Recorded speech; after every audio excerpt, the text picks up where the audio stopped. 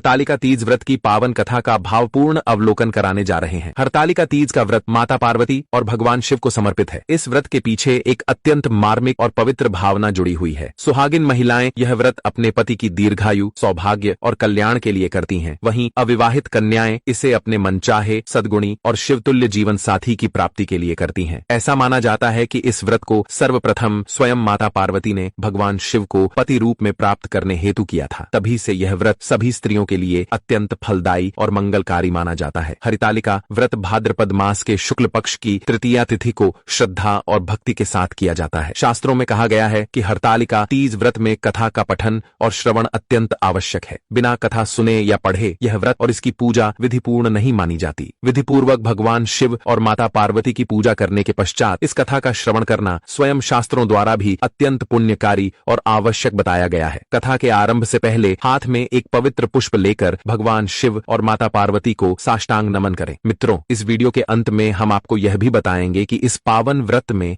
माताओं बहनों को अपने पतियों की लंबी उम्र और अखंड सौभाग्य के लिए कौन कौन से विशेष उपाय करने चाहिए।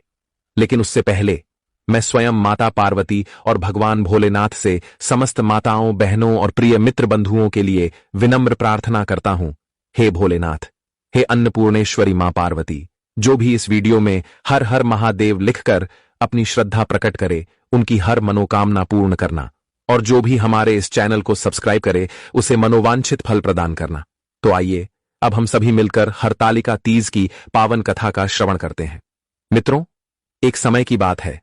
स्वर्णाभूषणों से सुसज्जित, मंद मंद मुस्कान बिखेरती हुई सौम्य और तेजस्विनी माता पार्वती एक दिन भगवान भोलेनाथ के पास आईं। वे धीरे से मुस्कुराते हुए प्रभु से बोलीं, हे प्रभु भोलेनाथ, आप त्रिलोचन हैं, सर्वज्ञ हैं, करुणानिधान हैं। आपसे बढ़कर स्त्रियों की अंतरात्मा की पुकार को कौन जान सकता है। आज मैं आपकी अर्धांगिनी आपके श्री चरणों में एक विनम्र प्रार्थना लेकर उपस्थित हुई हूं। प्रभु, यह संसार अत्यंत जटिल है। जीवन की राहों में स्त्रियों के लिए अनेक आशाएं, इच्छाएं और कठिनाइयां जुड़ी रहती हैं। मेरी सखियों ने मुझसे एक प्रश्न किया है और मैं उसका उत्तर उन्हें तभी दे पाऊंगी जब आप स्वयं कृपा करके मुझे इसका समाधान देंगे। हे नाथ, कृपा कर हमें ऐसा कोई गुप्त, पावन और प्रभावकारी व्रत बताइए जो सहज हो, जिसमें कठिन विधियां न हो पर उसका फल अत्यधिक हो। ऐसा व्रत जिसमें बाह्य परिश्रम की आवश्यकता न हो, केवल श्रद्धा और भक्ति से वह संपन्न हो जाए। एक ऐसा व्रत जिसे यदि कोई कुंवारी कन्या श्रद्धा से करे तो उसे शिवतुल्य, रूप गुणों में श्रेष्ठ और आत्मा से प्रेम करने वाला पति मिले, और यदि कोई विवाहित स्त्री उस व्रत को करे तो उसके पति को दीर्घायु, आरोग्य और सफलता प्राप्त हो। उसका वैवाहिक जीवन सुख, शांति और समृद्धि से परिपूर्ण हो। हे प्रभु, यदि आप इस रहस्य को प्रकट करेंगे तो मैं इसे अपनी सखियों तक पहुंचाकर उनके जीवन में भी प्रकाश और सौभाग्य भर सकूंगी। वे सभी आपकी भक्त हैं। उन्होंने मुझसे पूछा, हे पार्वती, बताओ कोई ऐसा व्रत जो स्त्री जीवन को सार्थक बना दे, जिसमें भारी विधि विधान न हो, जो सहज और सरल हो किंतु जिसका फल अलभ्य हो।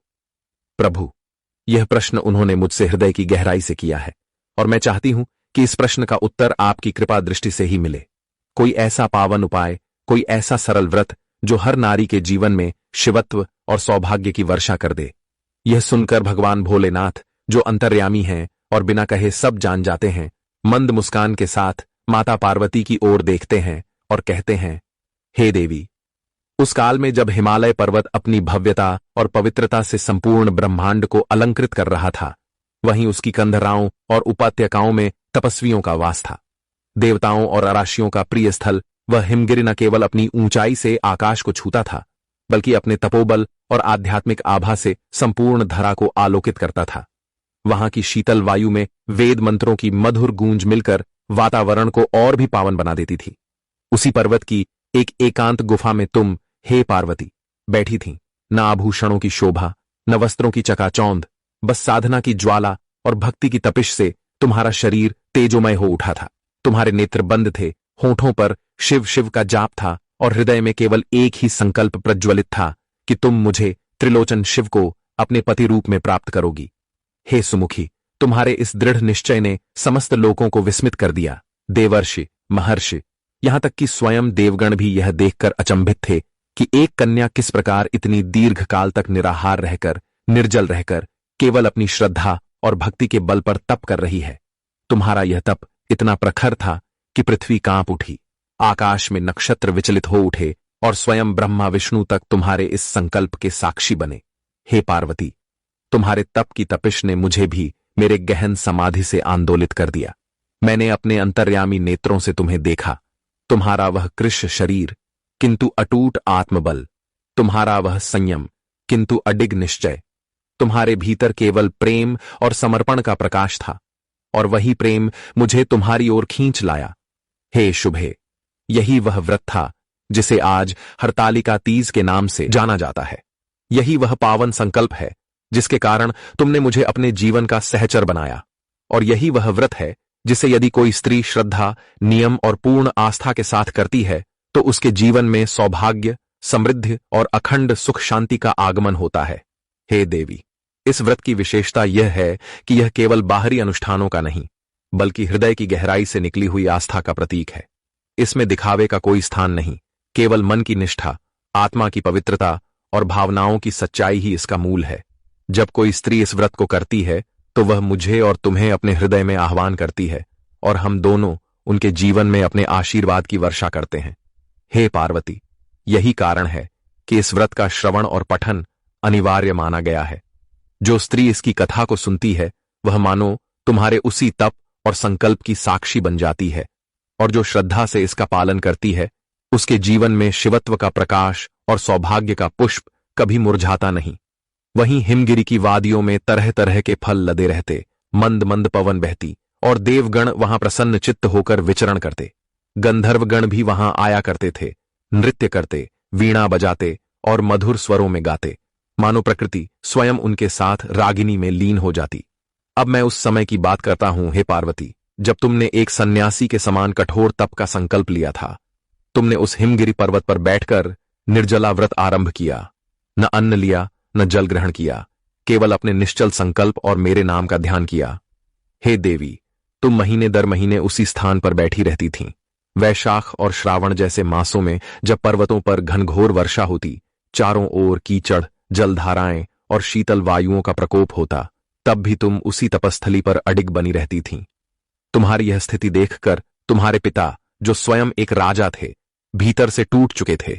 वह प्रतिदिन तुम्हें स्मरण करते, तुम्हारे कष्टों की कल्पना करके अश्रु बहाते थे। लोग उन्हें ताने देते, कहते, कैसा राजा है जो अपनी पुत्री को वन में अकेले छोड़ आया है। वह जिसे राजसी सुख सुविधाएं मिलनी चाहिए थीं, वह सन्यासिनी बनकर कठोर तप कर रही है।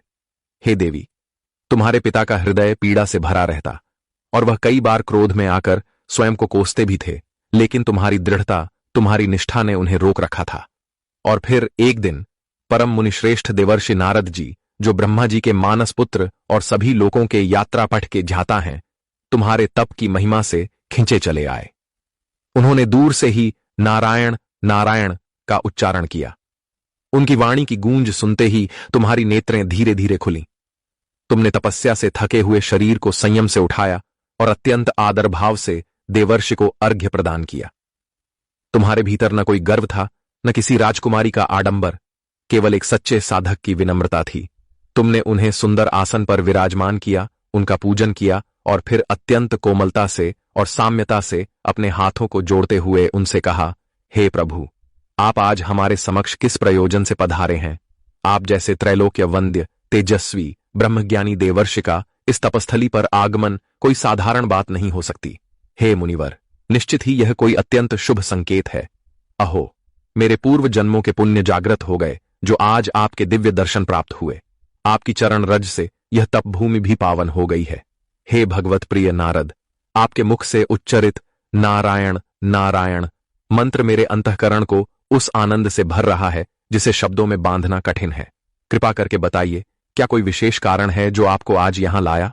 क्या किसी देवकार्य हेतु आप यहां आए हैं, या मेरे तप, मेरी साधना से संबंधित कोई संदेश लेकर आए हैं?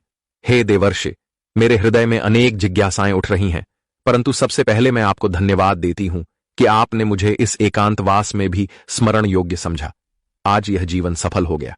तब देवर्षि नारद जी ने करुणा और स्नेह मिश्रित वाणी में माता पार्वती से कहा, हे देवी पार्वती, आप कोई साधारण स्त्री नहीं, वरन स्वयं प्रकृति की मूल शक्ति, साक्षात आदिशक्ति, रूप, सौंदर्य और भक्ति की देवी हैं। आपके तप, आपके तेज और आपके आत्मबल के समक्ष तीनों लोक नतमस्तक हैं। हे देवी, मैं भी आज अपने आप को अत्यंत सौभाग्यशाली मानता हूं कि मुझे आपके इस दिव्य स्वरूप के दर्शन प्राप्त हुए।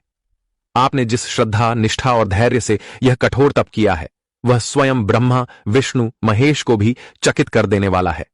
इतना कहकर देवर्षि नारद जी ने माता पार्वती को प्रणाम किया और फिर वे सीधे अपने अलौकिक वेग से भगवान विष्णु के परम धाम वैकुंठ जा पहुंचे। वहां उन्होंने श्रीहरि विष्णु के श्री चरणों में साष्टांग दंडवत प्रणाम कर सारी कथा निवेदन की। देवर्षि बोले, हे श्रीहरि, मैंने आज हिमगिरी पर्वत पर एक विलक्षण दृश्य देखा।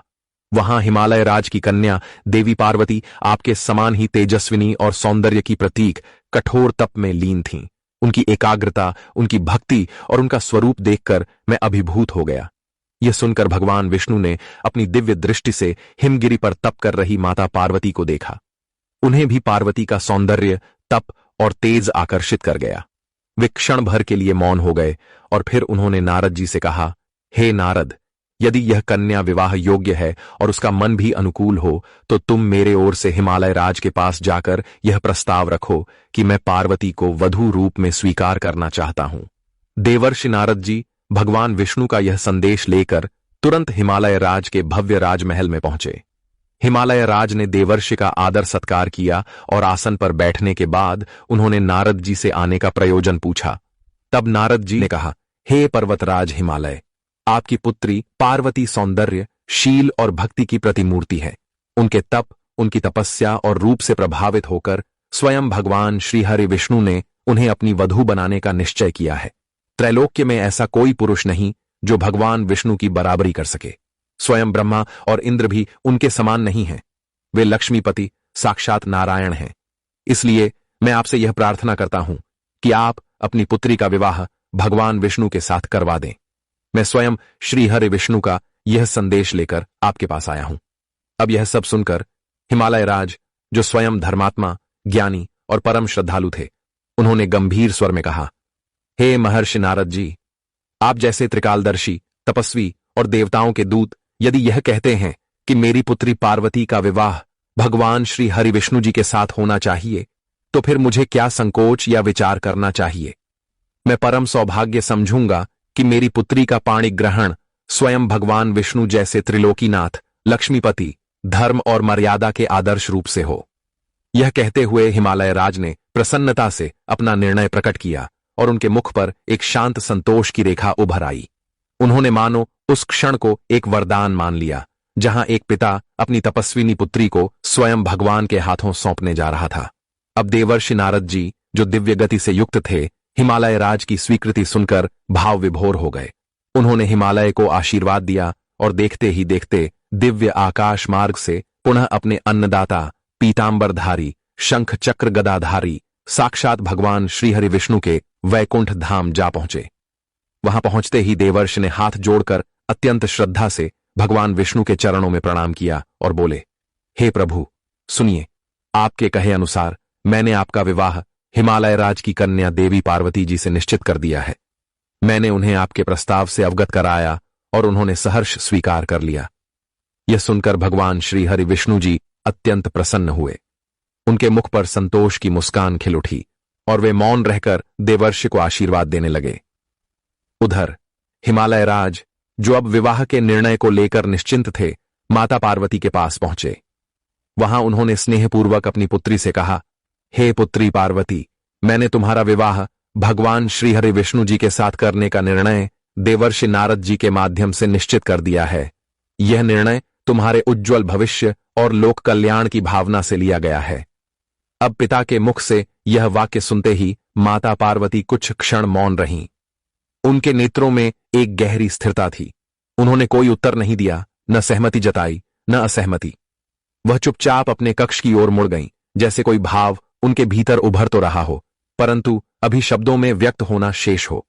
अब इस प्रसंग को बताते हुए भगवान भोलेनाथ मंद मुस्कान के साथ माता पार्वती से कहते हैं, हे देवी पार्वती, तुम मन ही मन अत्यंत दुखी हो गई थीं।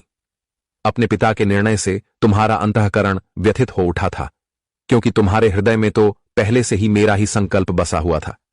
तुम मौन थीं, पर तुम्हारी आंखों से बहते अश्रु उस मौन की भाषा को स्पष्ट कह रहे थे। तुम चुपचाप अपने कक्ष में गईं और जमीन पर बैठकर धीरे धीरे विलाप करने लगीं। तुम्हारी आंखों से अश्रु बह रहे थे, अधरों से कोई शब्द नहीं निकल रहा था, पर मन भीतर ही भीतर टूटा जा रहा था।